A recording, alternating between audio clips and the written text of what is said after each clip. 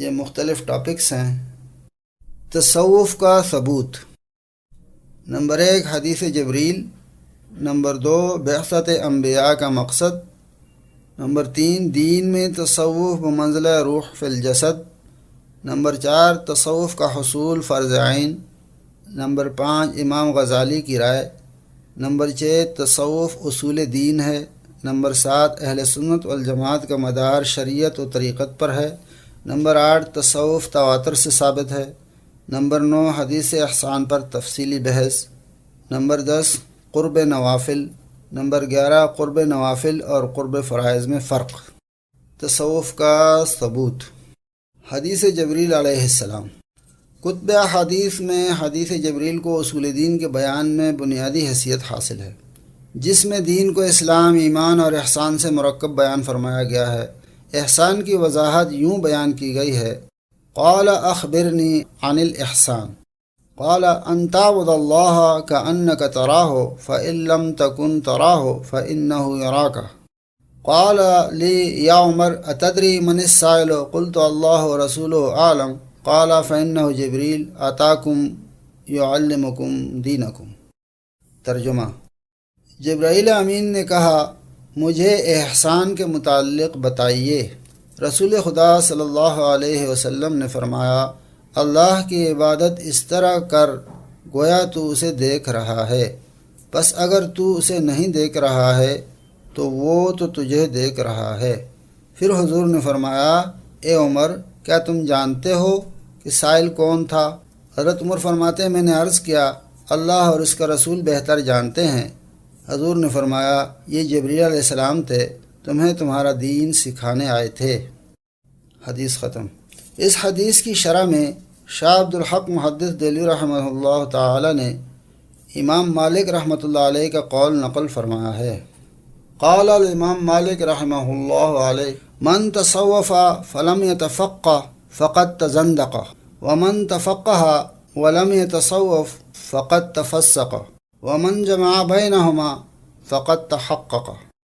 ترجمہ: امام مالک رحمۃ اللہ علیہ نے فرمایا، جس نے فقہ کے بغیر تصوف حاصل کیا وہ زندیق ہوا، اور جس نے تصوف سیکھے بغیر فقہ کا علم حاصل کیا وہ فاسق ہوا، اور جس نے دونوں کو جمع کیا وہ محقق ہوا۔ ترجمہ ختم ہوا۔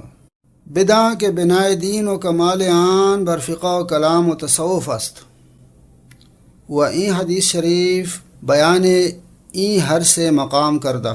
اسلام اشارت بفقہ است کہ متضمن بیان اعمال و احکام شرعیہ است، و ایمان اشارت با اعتقادات کہ مسائل اصول کلام و احسان اشارت با اصل تصوف است کہ عبارت از صدق توجہ اللہ است، و جمیع معانی تصوف کے مشایخ طریقت با آن اشارت کردہ اند راجع بہمی معنی است، و تصوف و کلام لازم یک دیگر اند کہ ہیچ یکے بے دیگر تمام نہ پذیرد، چرا کہ کلام بے تصوف و تصوف بے فقہ صورت نہ بندد، زیرا کہ حکم الہی بے فقہ شناختہ نہ شود، و فقہ بے تصوف تمام نہ شود، و زیرا کہ عمل بے صدق توجہ تمام نہ پذیرد، و ہر دو بے ایمان صحیح نہ گردند، مثال روح و جسد کہ ہیچ کدام بے دیگر وجود نہ گرد و کمال نہ پذیرد۔ ترجمہ: خوب سمجھ لو کہ دین کی بنیاد اور اس کی تکمیل کا انحصار فقہ، کلام اور تصوف پر ہے، اور اس حدیث شریف میں ان تینوں کا بیان ہوا ہے۔ اسلام سے مراد فقہ ہے کیونکہ اس میں شریعت کے احکام اور اعمال کا بیان ہے، اور ایمان سے مراد عقائد ہیں جو علم کلام کے مسائل ہیں، اور احسان سے مراد اصل تصوف ہے جو صدق دل سے توجہ اللہ سے عبارت ہے۔ مشائخ طریقت کے تمام ارشادات سے حاصل یہی احسان ہے۔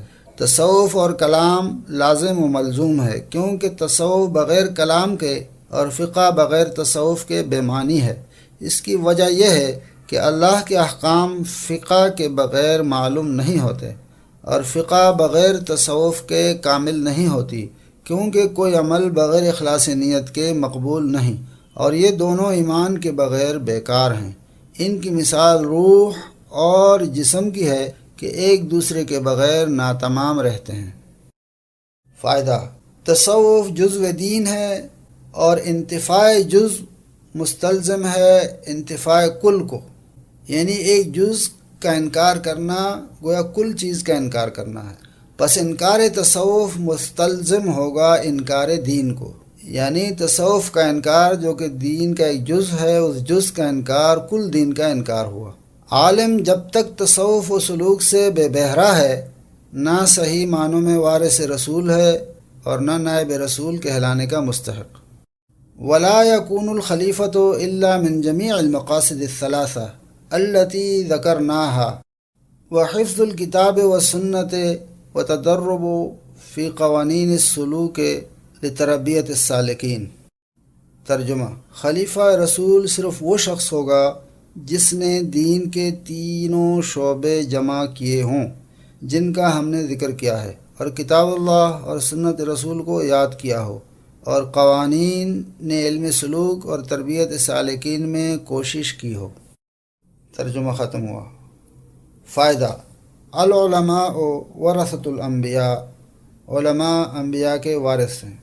اس سے مراد وہ علماء ہیں جنہوں نے دین کے ان تینوں اجزاء کو جمع کیا ہو، کیونکہ فَإِنَّهُ جبریل آتاکم یعلمکم دینکم، کہ حضور نے حضرت عمر رضی اللہ عنہ سے فرمایا کہ یہ جبرائیل امین تھے، یہ آئے تھے تمہیں تمہارا دین سکھانے۔ اس سے ثابت ہوتا ہے کہ اللہ تعالیٰ نے جس دین کی تعلیم کے لیے جبرائیل امین کو بھیجا اور انہوں نے نبی اکرم صلی اللہ علیہ وسلم کو پہنچایا، وہ تین اجزاء اسلام، ایمان اور احسان سے مرکب ہیں، جس میں سلوک، جسے لفظ احسان سے تعبیر کیا گیا ہے، بھی شامل ہے۔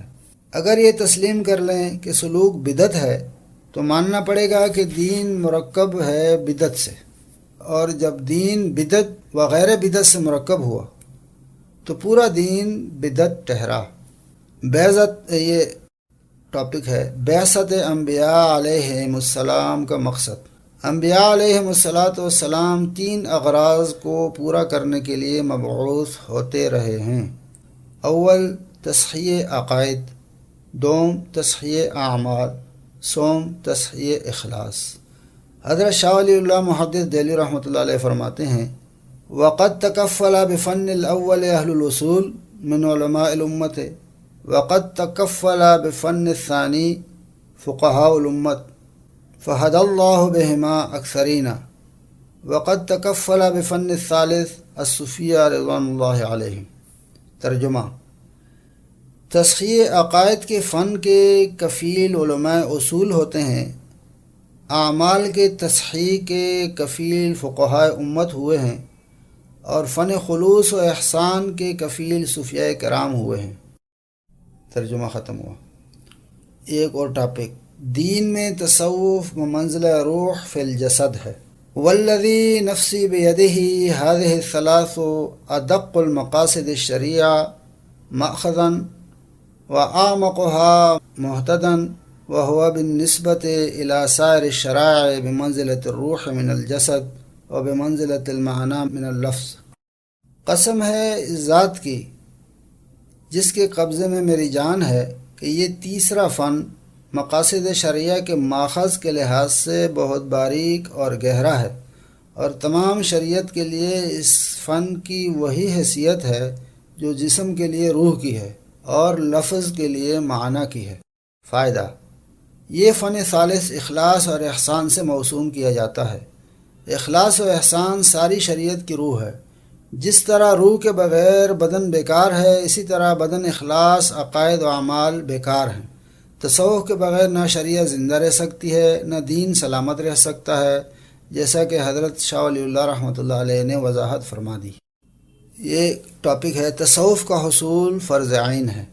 قاضی ثناء اللہ پانی پتی رحمۃ اللہ علیہ سورہ توبہ کی آیت ما کان للمؤمنین ان ينفروا کافہ کی تفسیر میں تصوف کے مقام اور اہمیت کی وضاحت فرماتے ہیں: وَإِنَّ الْعِلْمَ الَّذِي يُسَمُّونَ الصُّوفِيَّةُ الْكِرَامَ لَدُنِيًّا فَهُوَ فَرْضٌ عَيْنٌ لِأَنَّ ثَمَرَاتُهَا تَصْفِيَةُ الْقَلْبِ عَنِ اشْتِغَالِ بِغَيْرِ اللَّهِ وَاتصافه بدوام الحضور للتزكية النفس عن رذائل الأخلاق من العجب والتكبر والحسد وحب الدنيا والجاه والكسل في الطاعات وإيثار الشهوات والرياء والسمعة وغير ذلك، وتحليتها بكرام الأخلاق من التوبة والرضا بالقضاء والشكر على النعماء والصبر على البلاء وغير ذلك. ولا شك أن هذه الأمور محرمات على كل مؤمن أشد تحريما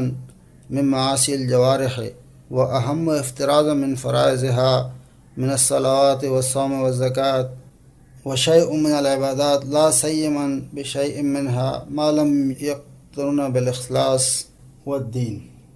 ترجمہ: صوفیاء کرام جس علم کو لدنی کہتے ہیں اس کا حصول فرض عین ہے، کیونکہ اس کا ثمرہ صفائی قلب ہے، غیر اللہ کے شغل سے اور قلب کا مشغول ہونا ہے، دوام حضور سے، اور تزکیہ نفس ہے رضائل اخلاق سے، جیسے عجب، تکبر، حسد، حب دنیا، حب جاہ، عبادات میں سستی، شہوات نفسانی، ریا، سمعہ وغیرہ، اور اس کا ثمرہ فضائل اخلاق سے متصف ہونا ہے، جیسے توبہ من المعاصی، رضا بالقضاء، شکر نعمت، اور مصیبت میں صبر وغیرہ۔ اور اس میں کوئی شک نہیں کہ یہ تمام امور مومن کے لیے اعضاء اور جوارح کے گناہوں سے بھی زیادہ شدت سے حرام ہیں، اور نماز، روزہ اور زکوٰۃ سے زیادہ اہم فرائض ہیں، کیونکہ ہر وہ عبادت جس میں خلوص نیت نہ ہو بے فائدہ ہے، اور خلوص ہی کا نام تصوف ہے۔ یہ ایک اور ٹاپک ہے امام غزالی رحمۃ اللہ علیہ کی رائے۔ وَكَذَلِكَ يَفْتَرِضُ عَلَيْهِ عِلْمُ أَحْوَالِ الْقَلْبِ مِنَ التَّوَكُّلِ وَالْخَشْيَةِ وَالرَّجَاءِ۔ ترجمہ: جیسے باقی علوم فرض ہیں اسی طرح علم سلوک بھی فرض ہے جو علم احوال قلب ہے، جیسے توکل، خشیت، رضا بالقضاء۔ فائدہ: امام غزالی رحمۃ اللہ علیہ کی تحقیق یہ ہے کہ علم تصوف کا حصول فرض عین ہے۔ مولانا تھانوی رحمۃ اللہ علیہ نے بھی تعلیم تصوف کو فرض عین قرار دیا ہے۔ علامہ شامی رحمۃ اللہ علیہ نے احوال قلب کی تفصیل بیان فرما کر یہ نتیجہ نکالا ہے کہ فَيَلْتَزِمُهُ أَن يَتَعَلَّمُ مِنْهَا مَا يَرَى نَفْسَهُ مُحْتَاجًا إِلَيْهِ وَإِزَالَتُهَا فَرْضٌ عَيْنٌ۔ پس مومن کو لازم ہے کہ رذائل کے دفعیہ کے لیے علم اتنا حاصل کرے جتنا اپنے نفس کو اس کا محتاج سمجھے، ان کا ازالہ فرض عین ہے۔ یہ ایک ٹاپک ہے تصوف اصول دین سے ہے۔ تفسیر جمل میں ہے والدین الذی لا يقبل التغییر هو التوحید والاخلاص والایمان بما جاء به جمیع الرسول علیہم الصلاۃ والسلام۔ ترجمہ: دین وہ چیز ہے جو تغیر اور تبدل کو قبول نہیں کرتا، وہ توحید اور اخلاص ہے جسے تمام انبیاء کرام لے کر آئے۔ فائدہ: اس سے ثابت ہوا کہ تصوف اسلامی اصول دین سے ہے، اور یہ عبارت ہے خلوص و احسان سے، اور بغیر خلوص نہ توحید مقبول ہے نہ ایمان و عمل۔ ایک اور ٹاپک ہے اہل سنت والجماعت کا مدار شریعت و طریقت پر ہے۔ حضرت شاہ عبدالعزیز محدث دہلوی رحمۃ اللہ علیہ فرماتے ہیں اہل سنت کا مدار شریعت اور طریقت پر ہے، انہی دونوں باتوں کو موقع، ریاست اور بزرگی کا سمجھتے ہیں۔ اس عبارت سے معلوم ہوا کہ منکرین تصوف اہل سنت والجماعت میں داخل نہیں۔ اہل سنت اور صوفیاء محققین نے تصوف اور عقیدہ تصوف کو کتاب و سنت سے وراثتاً پایا ہے۔ اس میں سلف سے خلف تک یکسانی کے ساتھ متفق رہے ہیں۔ یہ صوفیاء کرام کا اجماعی مسلک ہے۔ ہاں وقتاً فوقتاً جو خرابیاں اس میں پیدا ہوتی رہیں محققین ان کی اصلاح کرتے رہے۔ تصوف تواتر سے ثابت ہے۔ تصوف و سلوک تواتر سے ثابت ہے، اور اتنی بڑی جماعت کا تواتر ہے جو علم و عمل، زہد و تقوی اور خشیت میں اپنی نظیر نہیں رکھتی۔ ایسی اور اتنی بڑی جماعت کا جھوٹ پر متفق ہونا عقلاً محال ہے۔ حدیث احسان پر تفصیلی بحث۔ مرقات شرح مشکات۔ فقال اخبرنی عن الاحسان المعہود ذہنا فی الآیات القرآنیۃ من قوله تعالی للذین احسنوا الحسنى وقال هل جزاء الاحسان الا الاحسان وأحسنوا إن الله يحب المحسنين والأظهر أن المراد به في الآيات ما اشتمل على الإيمان والإسلام وغيرهما من الأعمال والأخلاق والأحوال۔ ترجمہ: الاحسان میں الف لام عہدی ذہنی ہے جس میں اشارہ قرآنی آیات کی طرف ہے، یعنی تھوڑی سی تشریح کہ مل احسانوں جو پوچھا تو اس میں الف لام جو ہے یہ احادیث ذہنی ہے۔ احادیث ذہنی اس کو کہتے ہیں کہ بات پوچھنے والے اور بتانے والے کو معلوم ہو کہ یہ کس کی طرف اشارہ ہے، ذہن میں ان کے موجود ہے، تو گویا اس الف لام سے ان آیات قرآنی کی طرف اشارہ ہے۔ الاحسان میں الف لام احادیث ذہنی ہے جس میں اشارہ قرآنی آیات کی طرف ہے جن میں لفظ احسان وارد ہوا ہے، اور ظاہر بات یہ ہے کہ مراد ان آیات سے وہ احسان ہے جو شامل ہے ایمان اور اسلام وغیرہ اعمال ظاہری، اخلاق اور احوال صوفیہ پر۔ اور فیض الباری: ان الاحسان ينقسم الى حال وعلم فإن مشاهدة الحق بقلبه كأنه يراه حال له وصفة قائمة به فليست علما۔ احسان منقسم ہے حال صوفیہ اور علم پر، کیونکہ قلب سے حق کا مشاہدہ کرنا گویا سالک نے آنکھوں سے دیکھا، یہ ایک حالت ہے جو اس کی صوفی سالک کی صفت قائمہ ہے، اور ظاہر ہے کہ یہ حالت علم نہیں، یعنی یہ ایک حال کا نام ہے۔ فیض الباری کی عبارت سے ظاہر ہے کہ احسان یا تصوف و سلوک صرف علم کا نام نہیں، اس لیے اس علم کے پڑھ لینے سے آدمی عارف باللہ نہیں بن جاتے۔ جیسے کسی شخص کو نماز، روزہ اور حج کے مسائل کا علم ہو تو محض علم ہونے سے وہ نہ نمازی بن گیا، نہ صائم، نہ حاجی۔ یہ تو اعمال ہیں جن کا تعلق محض علم سے نہیں بلکہ کرنے سے ہے۔ اسی طرح تصوف و سلوک حال اور کیفیات ہیں جو شیخ کے سینے سے نکل کر سالک کی قلب کو منور کرتی ہیں۔ ان احوال اور کیفیات کے لیے واضح نے کوئی الفاظ وضع نہیں کیے۔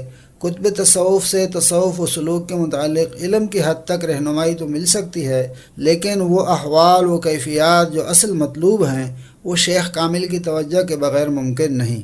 تحدیث نعمت کے طور پر میں یہ کہہ دیتا ہوں کہ جسے اپنے رب سے رشتہ جوڑنے اور تعلق باللہ قائم کرنے کی طلب ہو وہ اس عاجز کے پاس آ جائے، انشاءاللہ تعالی اس نعمت غیر مترقبہ سے محروم نہیں رہے گا۔ تصوف و سلوک کا انکار علم یا استدلال پر مبنی نہیں ہے بلکہ جہالت، ضد یا عناد پر مبنی ہے، کیونکہ قرآن کریم کی 20 آیات تصوف و سلوک کی اصل اور بنیاد ہیں۔ محدثین نے آیات احسان اس سلسلے میں بطور ثبوت پیش کی ہیں، ان کی تفصیل حدیث نبوی و اقوال مشائخ میں ملتی ہے۔ حقیقت یہ ہے کہ تصوف کے کلیات کے علاوہ جزیات تک نصوص قرآنی اور آثار سے مؤید ہیں۔ ہم بلا خوف و تردید کہتے ہیں کہ صوفیاء کے مختلف طرق اور سلسلے جن میں اشغال و اعمال اور ان کے نتائج و ثمرات کا ذکر ہے، ان کے کلیات اور جزیات تک کی تائید نصوص و آثار اور روایات سے ہوتی ہے جن کی تفصیل آگے آئے گی۔ اسلامی عقائد، فقہی جزیات، اعمال، اخلاق اور عبادات اسلام کا قالب ہیں، مگر ان کا قلب اور روح اخلاص و احسان یعنی تصوف و سلوک ہے۔ مثلا تمام فقہا نے لکھا ہے کہ غیبت سے روزہ نہیں ٹوٹتا، یعنی اس عبارت کا قالب مجروح نہیں ہوتا، اور قانون اور ضابطے کی روح سے روزہ نہیں ٹوٹتا، مگر صحیح حدیث میں موجود ہے کہ روزہ کی روح غیبت سے نکل جاتی ہے۔ ظاہر ہے کہ جیسے جسد بے روح بیکار، اسی طرح جس روزہ سے روح نکل گئی اس کی حیثیت کیا رہ گئی۔ یہ حقیقت تصوف سے ہی حاصل ہو سکتی ہے۔ اس لیے مولوی علم ہے اور صوفی عمل ہے، مولوی قالب ہے، صوفی قلب ہے۔ مولوی جن اعمال کی جزا و سزا آخرت میں دیکھے گا، صوفی دنیاوی زندگی میں برزخ کے حالات دیکھتا ہے۔ مولوی جو چیزیں خواب میں دیکھتا ہے، صوفی عالم بیداری میں بذریعہ کشف دیکھتا ہے۔ اس لیے صوفی کو ایک طرح کی ملائکہ سے مشابہت ہے۔ عن جابر رضی اللہ تعالی عنہ فی شان اہل الجنت قال رسول اللہ صلی اللہ علیہ وسلم یلہمون التسبیح والتحمید کما یلہمون النفس۔ حضرت جابر سے اہل جنت کے متعلق روایت ہے کہ حضور نے فرمایا ان پر تسبیح و تحلیل الہام کی جائے گی جیسے سانس لینا تمہاری فطرت میں رکھ دیا گیا ہے۔ صوفیاء کے ذکر پاس انفاس میں یہی حالت ہوتی ہے جو اہل جنت کی بیان ہوئی ہے۔ یہی حدیث سانس سے ذکر کرنے کی اصل اور اس کا ثبوت بھی ہے۔ حدیث جبریل علیہ السلام میں جس دم کی کیفیت پائی جاتی ہے، حضور صلی اللہ علیہ وسلم نے فرمایا کہ جبرائیل نے مجھے اتنا بھینچا کہ بلغ منی الجہد حتی ظننت انہ الموت، یعنی مجھے جبرائیل امین نے اتنا بھینچا کہ میں بہت مشقت تک پہنچ گیا، یہاں تک کہ میں نے موت محسوس کی۔ یہ کیفیت اس وقت ہوتی ہے جب سانس رک جائے، دم گھٹنے لگے، یہی حبس دم کے وقت کیفیت ہوتی ہے۔ اور جب انوار و تجلیات باری کی کثرت ہوتی ہے تو اس وقت ذاکر پر دباؤ پڑتا ہے اور سانس رکنے لگتی ہے۔ حضرت علامہ انور شاہ محدث کشمیری رحمۃ اللہ علیہ فرماتے ہیں: وَاعْلَمْ أَنَّ لَفْظَ الْإِحْسَانِ شَامِلٌ لِجَمِيعِ أَنْوَاعِ الْبِرِّ مِنَ الْأَذْكَارِ وَالْأَشْغَالِ وغیرہ، وَالْأَذْكَارُ تُقَالُ الْأَوْرَادُ الْمَسْنُونَةُ وَمَا ذَكَرَهُ الْمَشَايِخُ مِنَ الضَّرْبَاتِ وَالْكَيْفِيَّاتِ يُقَالُ لَهَا الْأَشْغَالُ، وَالنِّسْبَةُ فِي اصطلاحهم ربط خاص سوى ربط الخالقية والمخلوقية، فمن حصل له ربط سوى الربط العام يقال له صاحب النسبة۔ والطرق المشهورة في التصوف أربعة: السہروردیہ والقادریہ والچشتیہ والنقشبندیہ، والسلسلة السہروردیہ فتسلسلت في أجدادنا من عشرة متصلة، ثم ما نقل إلينا من الأوامر والنواهي والوعد والوعيد سمي شريعة، والتخلق بها يسمى طريقة، وحينئذ تنصبغ الأعمال بصبغ الإيمان كما كان في السلف۔ أما اليوم علم بلا عمل وإيمان بلا تصديق من الجوارح، رب قال القرآن والقرآن يلعنه، ثم الفوز بالمقصد الأسنى والنيل بالمآرب الأعلى يسمى حقيقة۔ ومن ها هنا ظهر أن الشريعة والطريقة لا تتغايران كما زعم العوام۔ ترجمہ: احسان کا لفظ تمام نیکیوں پر مشتمل ہے، خواہ اذکار ہوں یا اشغال صوفیہ۔ اذکار کا اطلاق اوراد مسنونہ پر ہوتا ہے، اور مشائخ صوفیہ نے جو ضربوں اور کیفیتوں کا ذکر کیا ہے انہیں اشغال کہتے ہیں، اور نسبت اصطلاح صوفیہ میں ایک خاص قسم کے ربط کو کہا جاتا ہے جو خالقیت اور مخلوقیت سے جدا ہے، اور جسے یہ ربط خاص حاصل ہو جائے اس کو صاحب نسبت کہتے ہیں۔ اور تصوف میں 4 مشہور سلسلے ہیں: سہروردی، قادری، چشتی اور نقشبندی، اور سلسلہ سہروردی ہمارے خاندان میں 10 پشتوں سے متصل چلا آ رہا ہے۔ پھر جو اوامر و نواہی، وعدے اور وعید نقل ہو کر ہم تک پہنچے ہیں اسے شریعت کہتے ہیں، اور ان پر عمل پیرا ہونا اور اس رنگ میں رنگا جانا طریقت کہلاتا ہے۔ اس وقت تمام اعمال ایمان کے رنگ میں رنگے جاتے ہیں۔ سلف صالحین کی یہی حالت تھی، مگر آج کل علم ہے، عمل نہیں، ایمان ہے مگر اعضاء اور جوارح سے اس کی تصدیق نہیں۔ بہت سے قرآن پڑھنے والے ایسے ہیں کہ قرآن ان پر لعنت کر رہا ہوتا ہے۔ پھر اعلیٰ مقصد کو حاصل کرنا، اعلیٰ نصب العین تک پہنچنا اصل کامیابی ہے، اس کا نام حقیقت ہے۔ لا تتغایران کما زعم العوام، اس سے ظاہر ہوا کہ شریعت اور طریقت تو مختلف چیزیں نہیں جیسا کہ عوام میں مشہور ہے۔ ترجمہ ختم ہوا۔ الفاظ اور معنی کا تعلق واضح کرتے ہوئے فرماتے ہیں: انی لست ممن یأخذ الدین من الفاظ بل الامر عندی توارث الامت و اختیار الائمت فانہم ہداة الدین وعلامتہ ولم يصل الدین الینا الا منہم فعلیہم الاعتماد فی هذا الباب فلا نصیحۃ الظن بہم۔ ترجمہ: میں ان لوگوں میں سے نہیں ہوں جو دین کو صرف الفاظ سے اخذ کرتے ہیں، بلکہ میرے نزدیک الفاظ کے حقیقی معنی امت کا توارث اور وہ صورت ہے جو ائمہ نے اختیار کی ہے، کیونکہ وہی دین کے ہادی اور نشان ہیں۔ ہمیں دین تو انہی کے ذریعے پہنچا، ہم اس بارے میں انہی پر اعتماد کرتے ہیں، ہم ان کے متعلق سوء ظن سے بچتے ہیں۔ 47 بلا شبہ دین متین الفاظ کی شکل میں نقل ہو کر ہم تک پہنچا، مگر ان الفاظ میں حقیقی معنی بنانے والی جماعت بھی ساتھ ساتھ عملاً نسلاً بعد نسل چلی آئی۔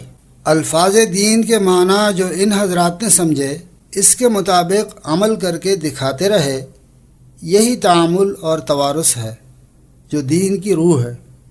اس پر حقیقی اعتماد ہی اصل دین ہے، اور یہی دین ایک طرف 4 فقہی مذاہب میں اور دوسری طرف 4 روحانی سلسلوں میں محفوظ ہو کر ہم تک پہنچا ہے۔ اہل سنت والجماعت کا مدار نبوت کے انہی 2 پہلوؤں پر ہے۔ اگر الفاظ کو معانی پہنانے کے سلسلے میں آزادی ہو تو وہ دین نہیں بلکہ نفس پرستی ہوگی۔ اس لیے جہاں تک منقول دین کے الفاظ کے معانی سمجھنے کا تعلق ہے، اس کا انحصار تعامل امت اور عرف پر ہوگا۔ دین کیا ہے؟ عمدۃ القاری جلد اول صفحہ نمبر 339 زیر حدیث جاء جبریل یعلمکم دینکم اے یعلم العقائد الدینیہ والاعمال الظاہرہ والاعمال القلبیہ۔ ترجمہ: جبرائیل آئے کہ تمہیں دین سکھائیں، یعنی تاکہ تم جان لو کہ عقائد دینیہ کیا ہیں، اعمال ظاہری اور اعمال قلبی کون کون سے ہیں۔ اور تحفۃ القاری جلد اول صفحہ نمبر 121۔ دل الحدیث علی ان علوم الدین ثلاثۃ، الاول العقائد وهو علم الکلام، والثانی علم الحرام والحلال ومعرفۃ الاحکام وهو علم الفقہ، والثالث علم المکاشفات والمراقبات وهو علم التصوف ومجموعها الدین، والاحسان هو اہل التصوف الذي هو عبارة صدق التوجہ الى اللہ وجميع معانی التصوف التي جاءت عن مشائخ الطریقہ كلها راجعة الى هذا المعنى، فالدین وتر 3 رکعات، الاولى رکعۃ الایمان، والثانیہ رکعۃ الاسلام، والثالثہ رکعۃ الاحسان، وهي التي توتر ما قد صلى، ولا يصح الاقتصار على ركعة الإحسان فقط ما لم ينضم إليها شفع الإيمان والإسلام۔ وقال القرطبي هذا الحديث يصح أن يقال له أم السنة۔ وقال قاضي عياض اشتمل هذا الحديث على جميع وظائف العبادات الظاهرية والباطنية ومن أعمال الجوارح ومن إخلاص السرائر۔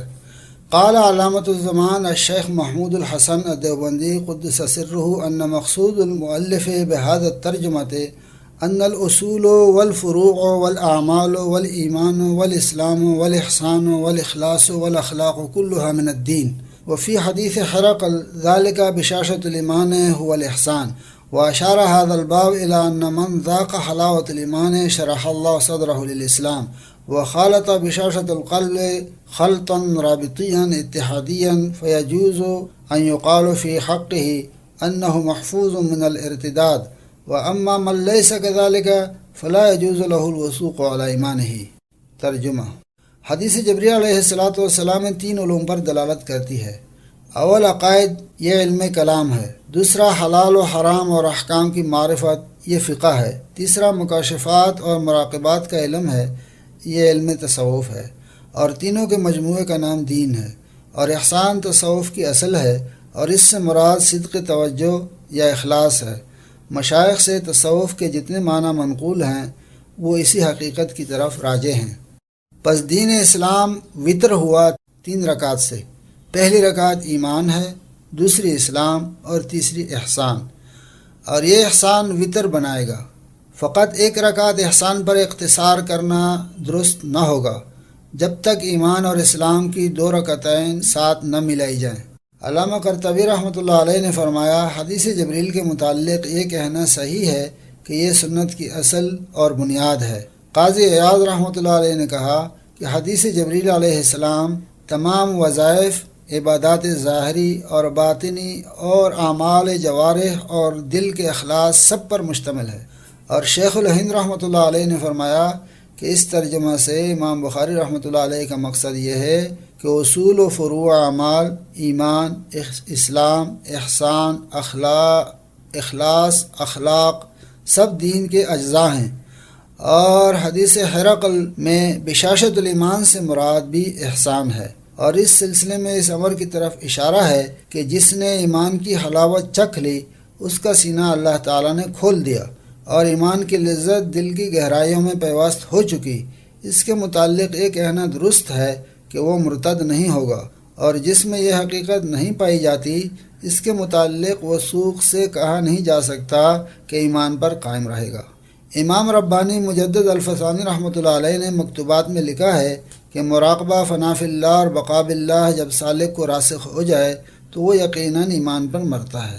حدیث میں لفظ بشاشت آیا ہے، امام صاحب نے اسی سے راسخ کی قید لگائی ہے۔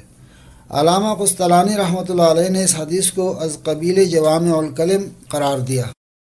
فرماتے ہیں ھذا الحدیث من جوامع الکلم صلی اللہ علیہ وسلم، تعبد ربک کأنک تراہ فإن لم تکن تراہ الی آخرہ، الاول اشارۃ الی مقام المشاہدۃ والمکاشفۃ والثانی نزول من مقام المکاشفۃ الی المراقبہ۔ ترجمہ: پہلی صورت اشارہ ہے مقام مشاہدہ اور مکاشفہ کی طرف، اور دوسری صورت اشارہ ہے مقام مراقبہ کی طرف۔ گویا سالک کی دو حالتوں کی طرف اشارہ ہے۔ بعض صوفیاء کو کشف ہو جاتا ہے، وہ دل کے آنکھوں سے مشاہدہ کرتے ہیں، تجلیات باری تعالیٰ، ملائکہ اور ارواح وغیرہ کا بعض کو کشف نہیں ہوتا، وہ مشاہدہ نہیں کر سکتے، مگر اس کے باوجود ان میں مراتب کا فرق نہیں ہوگا۔ حدیث جبریل علیہ السلام کی تاریخی حیثیت اس حدیث کی اہمیت میں اور بھی اضافہ کرتی ہے۔ جبریل علیہ السلام کا انسانی صورت میں آ کر یہ کلام کرنا اس زمانے کا واقعہ ہے جب حضور اکرم صلی اللہ علیہ وسلم حجۃ الوداع سے واپس آ چکے تھے۔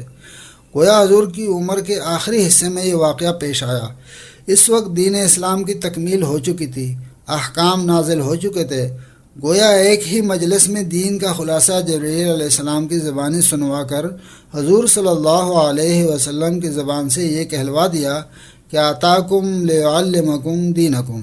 گویا حدیث جبریل کا مقصد لتقریر جمیع امور الدین متفرقۃ فی مجلس واحدۃ لتضبیطہ، یعنی مجلس واحد میں احکام دین کو منضبط اور پختہ کرنے کے لیے دین کا خلاصہ حضور صلی اللہ علیہ وسلم کے سامنے پیش کر دیا کہ دین مرکب ہے 3 امور سے۔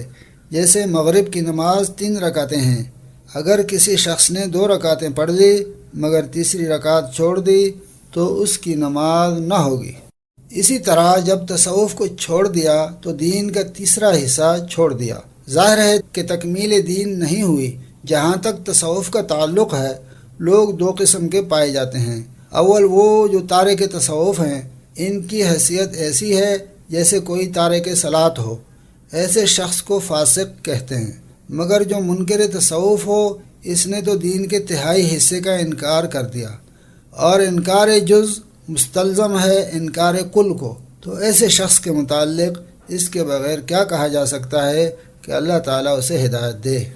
شرح عقائد السفارینی جلد اول صفحہ نمبر 430 میں اس حدیث کے متعلق لکھا ہے: وحاصل ذلك ان الدین واہلہ کما اخبر خاتم النبیین و امام المرسلین 3 طبقات، اولها الاسلام واوسطها الايمان واعلاها الاحسان، فمن وصل الى العليا فقد وصل الى التي تليها، فالمحسن مؤمن والمؤمن مسلم، هكذا جاء في القرآن، فجعل الأمة على هذه الأصناف الثلاثة. قال الله تعالى: ثم أورثنا الكتاب الذين اصطفينا من عبادنا فمنهم ظالم لنفسه ومنهم مقتصد ومنهم سابق بالخيرات بأن الله بإذن الله، ذلك هو الفضل الكبير. فالمسلم الذي لم يقم بواجب الإيمان هو الظالم لنفسه، والمقتصد الذي أدى الواجب وترك المحرم هو المؤمن المطلق، والسابق بالخيرات هو المحسن الذي عبد الله كأنه يراه فإن لم يكن يراه فإنه يراه. اس حدیث کا حاصل یہ ہے کہ دین اور اہل دین کے 3 طبقے ہیں، جیسے کہ خاتم النبیین امام المرسلین صلی اللہ علیہ وسلم نے خبر دی ہے۔ پہلا طبقہ لفظ اسلام ہے، دوسرا ایمان ہے، اور تیسرا احسان سے ظاہر ہے۔ پس جو شخص درجہ اعلیٰ پر پہنچا وہ انتہائی بلندی کو پہنچ گیا۔ پس محسن مومن ہے اور مومن مسلم ہے۔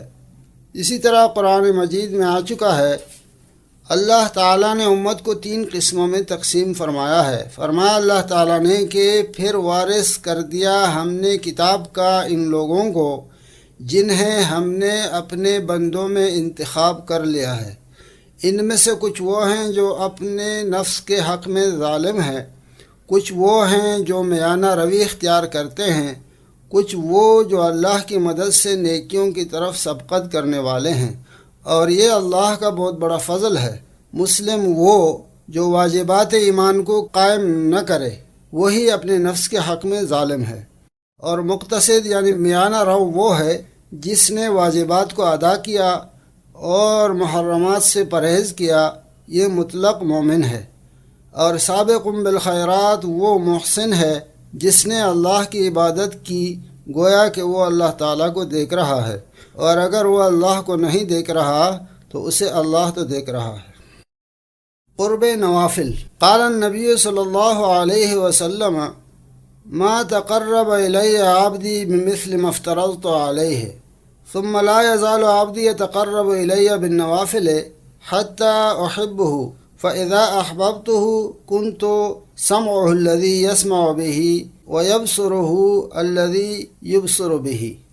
ترجمہ: حضور اقدس صلی اللہ علیہ وسلم نے فرمایا کہ اللہ تعالیٰ فرماتا ہے، میرا بندہ فرائض کی پابندی سے جو قرب حاصل کرتا ہے اس جیسا اور کوئی قرب نہیں، پھر میرا بندہ نوافل کے ذریعے میرا قرب حاصل کرنے میں کوشاں رہتا ہے حتیٰ کہ میں اس سے محبت کرنے لگتا ہوں، تو جب میں اسے پسند کر لیتا ہوں تو میں اس کے کان بن جاتا ہوں جس سے وہ سنتا ہے، اور اس کی آنکھیں بن جاتا ہوں جن سے وہ دیکھتا ہے۔ اور اس حدیث کا ترجمہ گزشتہ صفحے پر لکھا جا چکا ہے۔ اس کی تشریح فیض الباری میں حضرت انور شاہ کشمیری رحمۃ اللہ علیہ نے یہ فرمائی ہے۔ فرماتے ہیں وَمَرَّ عَلَيْهِ الذَّهْبِي فِي الْمِيزَانِ وَقَالَ لَوْلَا هَيْبَةُ الْجَامِعِ لَقُلْتُ فِيهِ سبحان اللہ قلت إذا صح الحديث فليضعه على الرأس والعين وإذا تعالى شيء منه من الفهم فليكله إلى أصحابه وليس سبيله أن يجرح فيه۔ أما علماء الشريعة فقالوا معناه أن جوارح العبد تصير تابعه لمرضات الإلهية حتى لا تتحرك إلا على ما يرضى به ربه، فإذا كانت غايته سمعه وبصره وجوارحه كلها هو الله تعالى سبحانه فحينئذ صح أن يقال أنه لا يسمع إلا له ولا يتكلم إلا له، فكان الله له صار سمعه وبصره۔ قلت وهذا عدول عن حق الألفاظ، لأن قوله كنت سمعه بصيغة المتكلم يدل على أنه لم يبقى من المتقرب بالنوافل إلا جسده وشبحه، وصار المتصرف فيه الحضرة الإلهية فحسب، وهو الذي عناه الصوفية بالفناء في الله، انسلخ عن دواعي نفسه حتى لا يكون المتصرف فيه إلا هو، كما هذا في القرآن في قصة موسى عليه السلام فلما جاءها نودي أن بورك من في النار، فالمرئي والمشاهد لم يكن إلا النار ومن الرب جل مجده، ولكن الله تعالى سبحانه لما تجلى فيها قال يا موسى إني أنا الله إلى آخره، قال فانظر فيه أنه كيف سمع صوتا من النار إني أنا الله فهو نار، ثم صح قوله تعالى إني أنا الله عزا،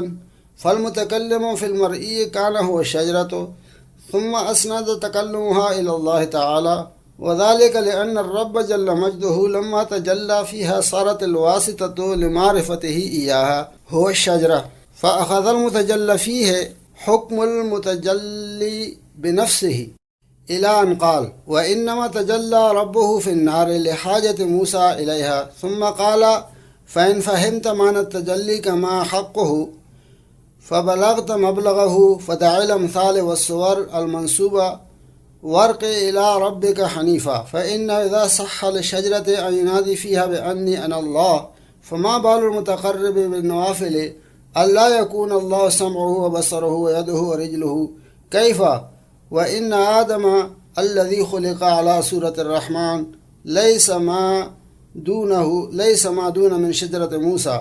وقال المحشي وعليك أن تتأمل تلك المباحث بعين التحقيق فإنها لا تنحل بالعلوم الظاهرة فقط ما لم ترجع إلى كتب الصوفية فإن لكل فن رجالا فلا تعدها۔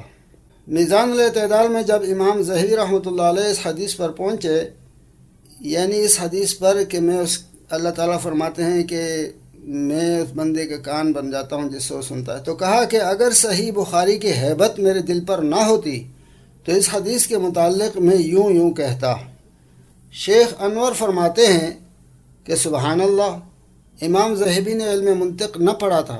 میں کہتا ہوں جب حدیث صحیح ہے تو چاہیے کہ بصر و چشم قبول کی جائے۔ جب کوئی مسئلہ کسی کی فہم سے بالا تر ہو تو اس علم کے جاننے والوں کے سپرد کر دینا چاہیے، یہ نہیں کہ اس مسئلے پر خود ہی جرا شروع کر دے۔ بہرحال علماء ظواہر نے اس حدیث کا معنی یہ بیان کیا ہے کہ بندے کے اعضاء و جوارح اللہ کی رضا کے تابع ہو جاتے ہیں، ان سے وہی حرکت ہوتی ہے جو اللہ کو پسند ہو، اور اس کے تمام اعضاء کی انتہا اور غایت ذات باری تعالی ہو، تو یہ کہنا درست ہوگا کہ وہ بندہ سنتا ہے تو خدا کے لیے، دیکھتا ہے تو خدا کے لیے، گویا اللہ تعالیٰ اس بندے کے کان اور آنکھیں بن گیا ہے۔ مولانا انور شاہ فرماتے ہیں کہ میں کہتا ہوں یہ معنی لینا حدیث کے الفاظ سے پھر جانا ہے۔ حدیث میں صیغہ متکلم استعمال ہوا ہے جو اس امر پر دلالت کرتا ہے کہ جو بندہ نوافل سے قرب الہی حاصل کر چکا ہو، جسم اور صورت کے بغیر اس کی کوئی چیز باقی نہیں رہتی، اور اس میں تصرف کرنے والا رب العالمین ہی ہے۔ یہ وہ مقام ہے جس کو صوفیاء فنا فی اللہ کہتے ہیں، یعنی خواہشات کے دواعی سے وہ شخص بالکل نکل جاتا ہے اور اس میں صرف اللہ تعالیٰ کا تصرف رہ جاتا ہے۔ جیسے قرآن مجید میں موسیٰ علیہ السلام کے قصے میں موجود ہے کہ جب آپ آگ کے پاس پہنچے تو اس کے اندر سے آواز آئی، برکت والی ہے وہ ذات جو آگ کے اندر ہے، مگر سامنے آگ ہی تھی۔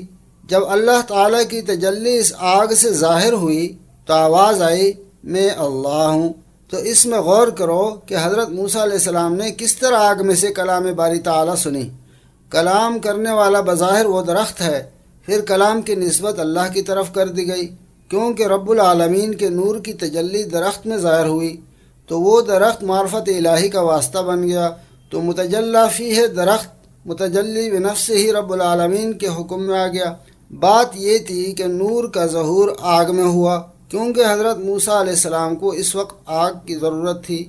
پھر فرمایا کہ اگر تم نے تجلی کے حقیقی معنی سمجھ لیے تو مثالوں اور صورتوں سے آگے بڑھ کر اور ترقی کر کے قرب الہی حاصل کر، کیونکہ جب ایک درخت کے متعلق درست ہے کہ اس میں آواز آئے کہ میں اللہ ہوں، تو اللہ کے مقرب بندہ کے لیے کیوں درست نہ ہو کہ رب العالمین اس کے کان، آنکھ وغیرہ بن جائے، جبکہ بندہ صورت رحمان پر پیدا ہوا ہے تو اسے شجر موسیٰ علیہ السلام سے کمتر خیال نہ کرنا چاہیے۔ ان بحثوں پر پوری تحقیق سے غور کرنا چاہیے۔ یہ عقدے صرف علوم ظاہری سے نہیں کھل سکیں گے جب تک علوم صوفیہ کی طرف رجوع نہ کیا جائے، کیونکہ ہر مردے و ہر کارے، یہ کام صوفیہ ہی کا ہے۔ ترجمہ ختم ہوا۔ اس بحث سے ایک عقدہ یہ کھلا کہ کلام الہی قدیم اور تجلی ذاتی باری تعالی قدیم، مگر حادث درخت میں ظاہر ہوئی اور سنائی دی۔ اسی طرح قرآن کریم کلام قدیم ہے، غیر مخلوق ہے، مگر اس کا ظہور حادث مخلوق کی زبان سے ہوتا ہے۔ اسی طرح کلام باری تعالی بطور کشف و الہام ایک صوفی عارف کی زبان پر ظاہر ہونا بعید نہیں۔ جبھی تو عارف رومی نے فرمایا، گفتہ او گفتہ اللہ بود گرچہ از حلقوم عبداللہ بود۔ گفتہ او گفتہ اللہ بود، یعنی بندے کا کہنا اللہ والے کا کہنا اللہ کا کہنا ہے، اگرچہ ایک بندے کے حلق سے نکل رہی ہے بات۔ حدیث کی شرح کے ابتداء میں جو شیخ انور نے سبحان اللہ کہہ کر بات ابہام میں رکھ دی، اس کی تفصیل میزان الاعتدال جلد اول صفحہ 301 پر یوں ملتی ہے: ولولا ہیبت الجامع الصحیح لعدوتہ فی منکرات خالد بن مخلد۔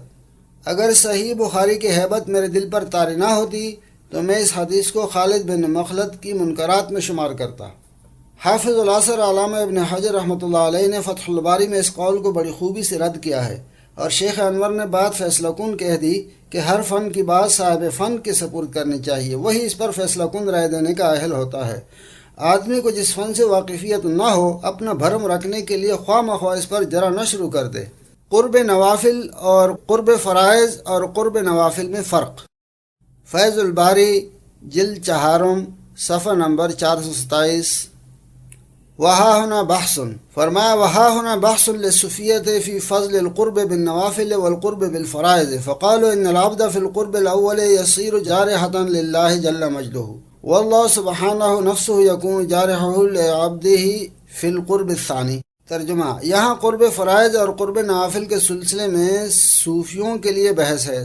صوفیہ نے فرمایا کہ قرب فرائض میں بندہ اعضائے خدا تعالی بنتا ہے اور قرب نوافل میں خدا تعالی اعضائے بندہ بن جاتا ہے۔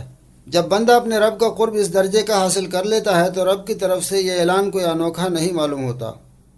من عادی لی ولیا، جس نے میرے ولی کی دشمنی کی۔ وَإِنْ قَالَ مَنْ عَادَى لِي فَلَمْ يَقُلْ وَلِيًّا لِي، یعنی یہی فرمایا کہ من عَادَى لِي وَلِيًّا، یہ نہیں فرمایا کہ من عَادَى وَلِيًّا لِي، یہ نہیں فرمایا۔ تفخیما لشان العداوت لأن فی الاول اذانا بأن عداوت ولی كأنها عداوت اللہ تعالی بخلاف الثانی۔ ترجمہ، حضور اکرم صلی اللہ علیہ وسلم نے عادی لی ولیا فرمایا، ولیا لی نہیں فرمایا۔ اس سے دشمنی کی شان ظاہر کرنا مقصود تھا، کیونکہ پہلی صورت میں حقیقتاً دشمنی خدا سے ہے، ولی سے نہیں۔ دوسری صورت میں یہ بات نہیں پائی جاتی۔ ترجمہ ختم۔ علامہ سعیدی رحمۃ اللہ علیہ نے اس حدیث کی تفصیل کی غرض سے ایک مستقل رسالہ لکھا ہے جس کا نام ہے القول الجلی فی حدیث الولی۔ یہ رسالہ ہمارے کتب خانے میں موجود ہے، اور الحادی للفتاوی میں علامہ نے اس حدیث کو مختلف الفاظ کے ساتھ مختلف راویوں سے نقل کیا ہے۔ مثلا عن انس رضی اللہ تعالیٰ عنہ عن النبی صلی اللہ علیہ وسلم عن جبرائیل عن اللہ تعالی یقول عز وجل من اہان لی ولیا فقد بارزنی بالمحاربۃ وانی لاغضب لولیا لی کما یغضب اللیث المرد وما تقرب الی عبدی الی آخرہ۔ نمبر 2، عن عائشہ رضی اللہ تعالی عنہ قال رسول اللہ صلی اللہ علیہ وسلم من اذى لي وليا فقد استحل محاربتي وما تقرب الي عبدي بمثل الفرائض۔ نمبر 3، عن میمونۃ ام المؤمنین رضی اللہ تعالی عنہ ان رسول اللہ صلی اللہ علیہ وسلم قال اللہ عز وجل من اذى لي وليا فقد استحل محاربتي وما تقرب الي عبدي بمثل اداء الفرائض الى آخرہ۔ نمبر 4، عن ابن عباس رضی اللہ تعالی عنہ قال رسول اللہ صلی اللہ علیہ وسلم یقول تعالی من عادى لي وليا فقد ناصبني بالمحاربۃ الی آخرہ۔ نمبر 5، عن ابی امامۃ رضی اللہ تعالی عنہ النبی صلی اللہ علیہ وسلم قال ان اللہ تعالی یقول من اہان لی ولیا فقد بارزنی بالعداوۃ ابن آدم لم تدرک ما عندی الا باداء ما افترضت علیک ولا یزال عبدی يتحبب إلي بالنوافل حتى أحبه فأكون سمعه الذي يسمع به وبصره الذي يبصر به ولسانه الذي ينطق به وقلبه الذي يعقل به فإذا دعاني أجبته وإن سألني أعطيته وإن استنصرني نصرته۔ ان حدیث سے حقیقت واضح ہو گئی کہ حضور اکرم صلی اللہ علیہ وسلم نے امت کو تعلیم فرمائی ہے کہ اولیاء اللہ سے محبت پیدا کریں اور ان سے دشمنی رکھنے کی جرات نہ کریں۔ چنانچہ آخری حدیث کے متعلق ابن جوزی رحمۃ اللہ علیہ لکھتے ہیں فرتدت تفہیمنا لتحقق المحبت للولی، یعنی ولی اللہ کی محبت اپنے دل میں ثابت کرنے کے لیے ہمیں سمجھایا گیا ہے۔ پھر حدیث میں حضور صلی اللہ علیہ وسلم کی یہ دعا ملتی ہے اسألک حبک وحب من یحبک، یعنی اللہ میں تجھ سے تیری محبت کا سوال کرتا ہوں اور اس کی محبت کا جو تجھے دوست رکھتا ہے۔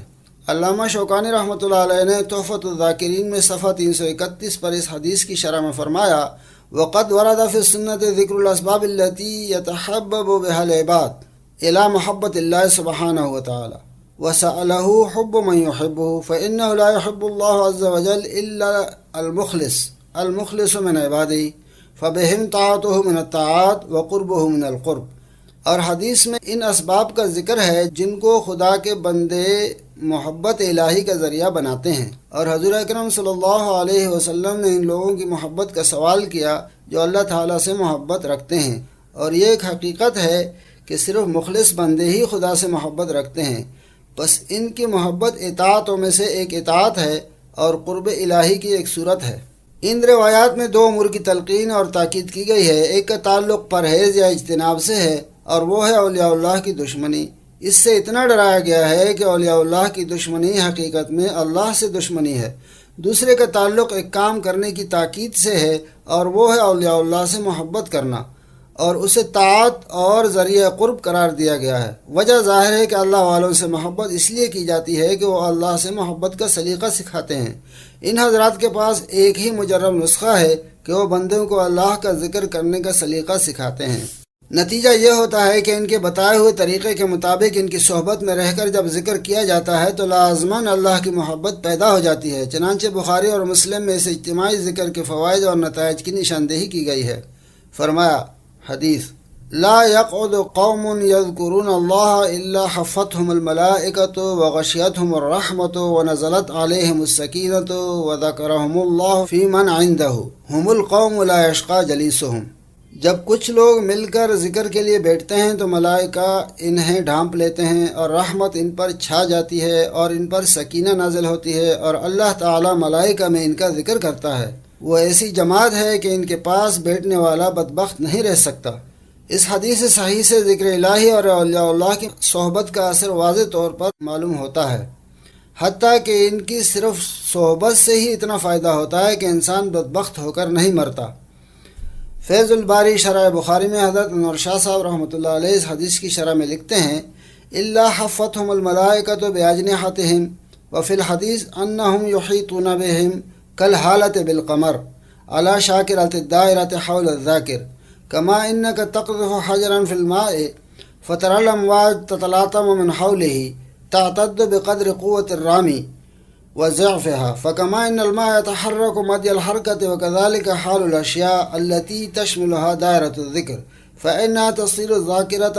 ونقل عن الشعراني أنه جلس مرة يذكر الله فرأى ما من شيء حوله إلا جعل يذكر الله حتى إذا أصبح رأى أن ذكره قد استغرق الأرض بنواحيها فلم يبق شيء إلا كان يساعده في الذكر، وهو معنى قول النبي صلى الله عليه وسلم: هم القوم لا يشقى جليسهم، فإنه بجلوسه بين الذاكرين صار مشمولا بالذكر والذاكرين، فكان حظهم والسر فيه أن ذكر الله حياة، وحينئذ تتسع دائرة الذكر بقدر اتساع صوت الذاكر حتى تصير الأشياء كلها حول الذاكر أحياء ذاكرين، وإن كنت قد ذقت حلاوة ما ألقينا عليك تنبيت ما تسبيح الجبال والطير مع داود عليه السلام. لم يكن يذكر ويسبح ربه كما أخبر به القرآن إلا جعل ما حوله من الجبال والطير يسبح معه لدخوله في حلقة ذكره. وإذا كان نبيا من الأنبياء عليهم السلام كان ذكره أيضا بقدر مرتبته، فكانت إلا شيئا تتأثر منه ما لا تتأثر بذكر أحد.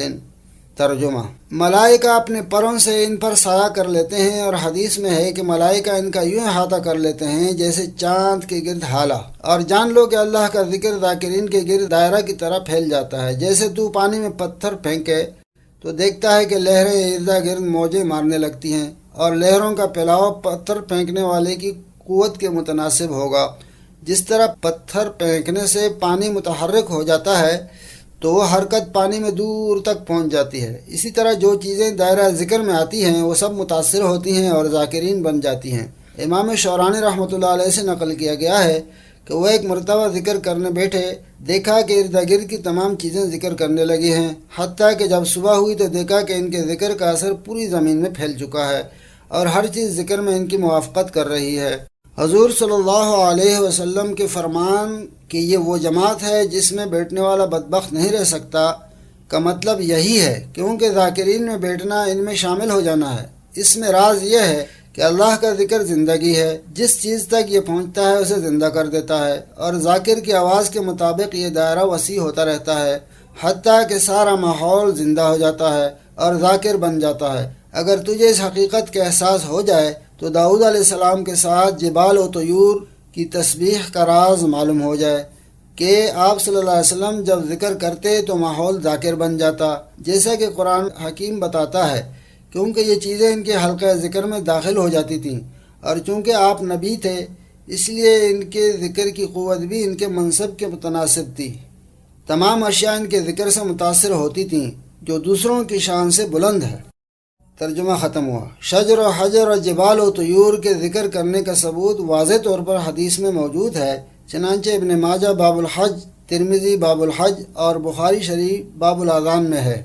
عن سہل بن سعد رضی اللہ تعالیٰ عنہ مرفوعا ما من مسلم یلبی الا لبى عن یمینہ و شمالہ من حجر او شجر او مدر حتى تنقطع الارض من ها هنا و ها هنا۔ وفي البخاری عن ابی سعید الخدری رضی اللہ تعالیٰ عنہ فی الاذان ایضا قال رسول اللہ صلی اللہ علیہ وسلم لا يسمع صوت المؤذن جن ولا انس ولا شيء الا شهد له يوم القیامہ۔ حضور صلی اللہ علیہ وسلم نے فرمایا کہ جو مسلمان تلبیہ کرتا ہے، یعنی لبیک حج کے لیے جب نیت باندھتے ہیں اور لبیک پڑھتا ہے، تو اس کے دائیں بائیں کے تمام پتھر، درخت، ڈیلے تک تلبیہ کہتے ہیں، حتیٰ کہ مشرق سے مغرب تک تمام تلبیہ کہتے ہیں۔ اور بخاری میں اذان کے سلسلے میں ہے کہ حضور صلی اللہ علیہ وسلم نے فرمایا جنوں اور انسانوں اور دوسری مخلوق میں سے جو بھی اذان کی آواز سنتا ہے وہ مؤذن کے حق میں قیامت کے دن گواہی دے گا۔ شرح حدیث سے واضح ہوا کہ شیخ کی توجہ کے اثرات سارے ماحول میں پھیل جاتے ہیں۔ حلقہ ذکر کے دوران شاگردوں کو شیخ کے قریب یا دور بیٹھنے میں کوئی فرق نہیں پڑتا، جیسا کہ آپ نے دیکھ لیا کہ ذاکر جب ذکر میں بیٹھتا ہے تو اثر ذکر سے سارا ماحول زندہ ہو جاتا ہے اور تمام چیزیں ذاکر بن جاتی ہیں۔ اس حدیث سے ضمناً ایک اور فائدہ بھی اٹھاتے جائیں، جو لوگ سماع موتا کے منکر ہیں وہ ذرا آنکھیں کھولیں اور اس پر غور کریں کہ جب مٹی، شجر، حجر، غرض تمام چیزیں تلبیہ اور اذان کی آواز سنتی ہیں تو وفات کے بعد آدمی کے ریزہ ریزہ اور مٹی ہو جانے سے کیا فرق پڑتا ہے؟ جب مٹی سنتی ہے تو جس آدمی کا جسم مٹی ہو گیا وہ کیوں نہ سنے گا؟ ہاں، اس میں اختلاف ہے کہ جب میت کے اجزاء بکھر گئے، مٹی میں مل گئے یا پانی میں گل گئے یا ہوا میں اڑ گئے تو اس وقت اجزاء نے جو صورت اختیار کی اس کی خصوصیت کے مطابق ذکر و تسبیح کرے گا یا میت کے اجزاء کے ہی نسبت سے ذکر کرے گا، اس میں اختلاف ہے۔ اس اختلاف کے باوجود اس امر سے انکار نہیں کیا جا سکتا کہ جب مٹی، پتھر، شجر، حجر میں فہم و ادراک موجود ہے تو میت مٹی بن کر بھی شعور و ادراک اور فہم سے محروم نہیں رہ سکتا، ورنہ غیر ذی شعور اور غیر ذی فہم سے ذکر و تسبیح کرنے کا تصور نہیں ہو سکتا۔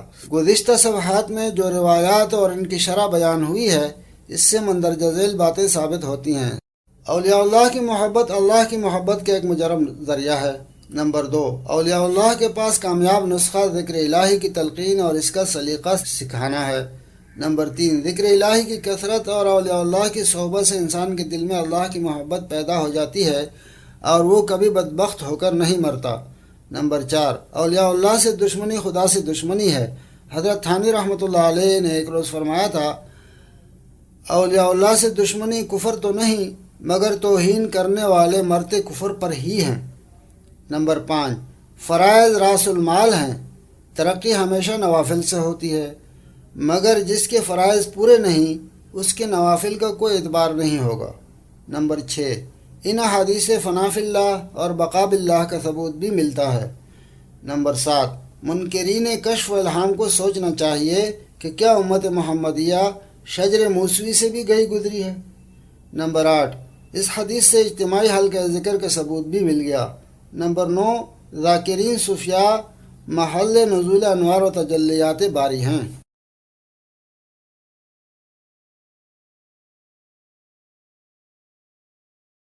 اگر آپ نے ابھی تک ہمارا چینل سبسکرائب نہیں کیا تو ابھی سبسکرائب کریں اور بیل آئیکن کو کلک کر کے ہماری لیٹسٹ ویڈیوز کے بارے میں اپڈیٹ جانیں۔